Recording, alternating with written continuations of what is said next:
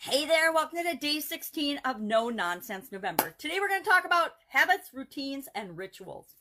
Now, I used to use all three interchangeably and think that they were all kind of the same thing. But I did a little research and I studied up a little bit and learned that there's more to it than just using them interchangeably. It has to do with our level of consciousness, how purposeful we're being in a behavior, whether we define it as a habit, a routine, or a ritual. Habits, there's something called the habit loop. And what happens is there's a cue or there's a trigger. Something happens outside of us that triggers us, or it might happen inside of us. Maybe we wake up with a stomach ache and that'll trigger a habit loop. But there's some kind of a cue or trigger. Then that cue or trigger triggers us to start our routine, and a routine is an execution of steps or whatever. Usually it's like a ritual. Well, not rituals yet. It's a routine is just a step or something that we'll take to give us a reward. So the habit loop is cue or trigger, routine, we do something, and then we get a reward. Now, the reward can be positive or negative, and that would determine if we're forming and creating positive loops or negative loops. Sometimes we form negative habits because the reward is something that feels good to us, that gives us some relief from stress or pain or agony or depression or something. So maybe we have a drink, or we do drugs, or we overeat or eat too much sugar or something. That behavior, that routine, to automatically do that, we feel that dopamine hit and we feel good, or endorphins or something are released, and we'll get that reward. And so that cues us to next time we're feeling sad or depressed or lonely or negative or afraid, we're going to eat something or drink something or do something that isn't good for us. So that would form a negative loop. Now, negative habits, we all know by personal experience primarily, that they're easy to form. It's really easy to form a negative habit. Ask any smoker who's tried to quit smoking. It was super easy to start smoking. Just have a cigarette, boom, you got it. The same with people that are on drugs or drink too much alcohol. It's easy to start a bad habit. It's super hard to quit and stop doing that bad habit. Positive habits, positive habit loops are just the opposite. They're hard to form, hard to start, or harder for most people, and easy to quit. Think of a daily exercise routine, or any kind of exercise routine, or eating healthy, or reading every day, or morning habits or something, or making your bed every morning. They're easy, they're hard to start, hard to get in the habit of doing, but they're easy to quit. Maybe it's because we don't put so much emphasis on the positive rewards that we get from our positive habits, or we forget to appreciate and be grateful for the benefits we're getting out of our positive habits. I don't know, I think it's probably different for each of us.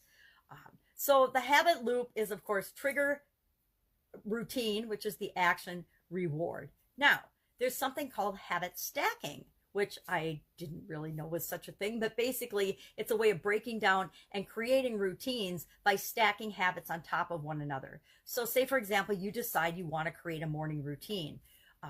You would start with a small thing. Maybe you make your bed every day, or maybe you wake up and you spend 5 minutes being grateful. Whatever it is, you would start with one thing, start small, and then after that becomes a habit and a routine every day, then you would add another thing on top of that.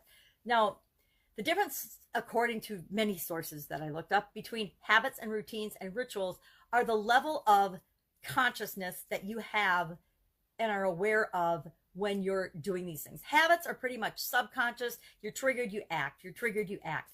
Routines are more thought out and more conscious. You have to have a higher level of consciousness and energy devoted to a routine in order to make sure that it is something that you do every day. So that's why morning routines tend to be considered more than just a habit, right? A morning routine is a collection of your morning habits, at least in my situation, in my case.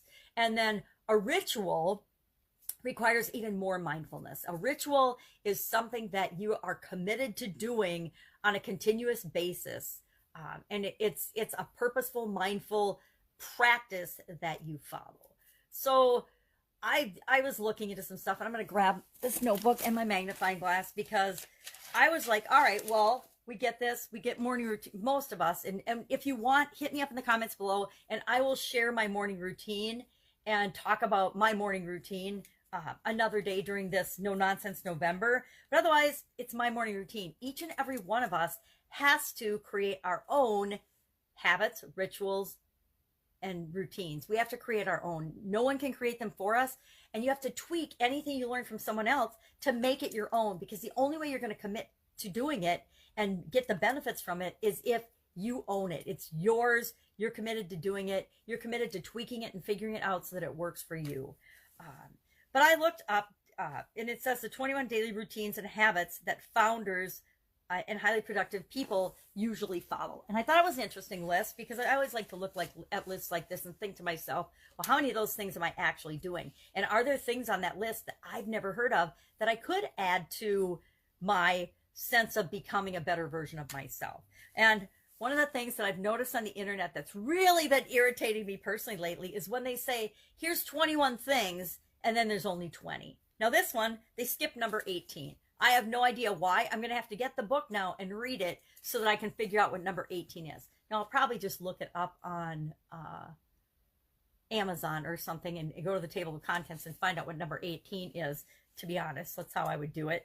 But it's frustrating when they say, oh, there's 10 and then there's only 8. Or when they say there's, 11 and there's only 7 or something. It's super frustrating to me, but I choose not to be frustrated. I choose to just find the information another way or go to a different list. So I haven't looked that up yet. I will tell you, I did this last night right before bed. So that's part of my retiring routine, or my bedtime routine, is making sure that I have the information and the things that I want to intend and produce a better result the next day. So one of the things I do as part of No Nonsense November is the night before I decide, well, what is my topic going to be for tomorrow? And then I think about what I know about it, write those things down, and then I think about, well, what else is missing? What else would I want to know more about? And then I research it. I look it up and I find some more information. And I usually do that right before bed, because then part of my rituals are to sleep on it. And I can't tell you how many mornings I wake up with a total different bent, or a total different take, or a total different way of approaching the information of the topic for all of the things that I create and all the people that I serve. So let's run through this list quickly. I'm already sure I'm going to go way over 10 minutes, but I want you to think, are you doing any of these things? Are these things that you would or would like to add to your daily repertoire in any way, shape, or form? And maybe you couldn't care less about them, and then so you can just stop the tape now and I'll see you tomorrow. But let's go through it. Number 1, give yourself more time by waking up early. Number 2, make your bed. Number 3, set your most important tasks for the day. Make sure that you have thought them out ahead of time. Connect with your biggest goals by journaling. Meditate to prepare for whatever the day brings. Skip email first thing in the morning. I would say skip social media first thing in the morning. And I've recently, I did it a long time ago, then I got sucked in with all the craziness in America. And I have, again, shut myself off. I just had a 3-day fast from many social media and a lot of social media outlets. I've been off mainstream media since the late 1980s. So I highly recommend that for everyone. Number 7, eat the frog. Tackle something big when your energy is highest. Number 8, schedule and take more breaks. Number 9, batch similar work tasks together. So if you're going to go on social media, do all your social media group interaction and posting at the same time. Answer all your emails at the same time. Make all your phone calls at the same time. Things like that. That is a huge time saver, by the way, because it cuts down the amount of interruption and focus that we need to get tasks done. Number 11, schedule email and instant messaging time or create office hours. Use GTD to build a habit of staying organized. I have no idea what GTD means. To me, I would think it means get things done, and I don't know what that is. So that's something I might actually look into and say, hey, I don't know what they're talking about. I might, but I don't know right off the top of my head when I read it what that means or what they're talking about. 13, reflect and acknowledge your accomplishments. Write down 3 things that made you happy today, or 3 things that happened today that were positive. Make space for mental solitude. Spend time on a hobby. Prepare for tomorrow with a shutdown ritual. I call mine my retirement ritual, or my bedtime ritual, whatever. Turn off devices 30 plus minutes before bedtime. Give your eyes a break, meaning get away from screen time for most of us. Drink more water during the day, and then regular exercise every day, 20 minutes. Don't skip no matter what. Commit to doing it. And then number 18, I don't know what it is it's missing. I might look it up. I might not. I'm not sure that it's that critical to me, but I will keep it in my subconscious to be on the lookout for it. And when I find it, I'll be eternally grateful and happy. All right, that is our topic for the day, our tool for today: habits, routines, and rituals. What's your take on them? Any comments or questions? Hit me up in the comments below. Otherwise, I'll be with you tomorrow with another tool for our No Nonsense November. Remember, we're starting the final Get Up and Go 30+ day free challenge on December 1st. Would love to have you join us if that's something that would benefit you, which if you don't have a conscious way of dealing with changes and challenges, I highly recommend it. All right, have an awesome day, and I will, of course, be with you tomorrow.